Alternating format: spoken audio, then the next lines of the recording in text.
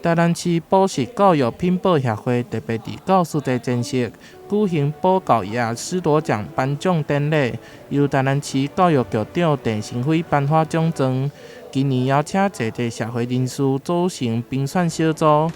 经过严格审查，选出年度优良教师总共28名。补教的老师们，大家在课后其实也非常的辛苦。那我们借由这一次呢，在很严格聘请公正人士的一个初审、复审、层层把关情之下，我们选出了28位非常优秀的优良教师，担任今年的一个得奖人。除了保教业的师铎奖颁奖，还有协会进行12档的育苗专案。伫台南市教育局、社会局等单位的指导之下，总共有82间补习班参与，提供超过1200个组合苗业，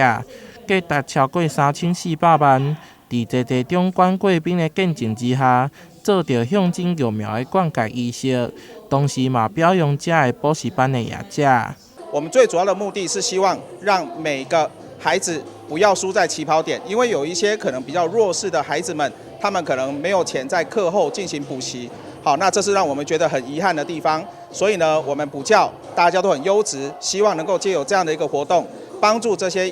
弱势然后很优秀的孩子，让他们呢在起跑点上不要输人家。为去年开始，育苗专案开始放宽申请，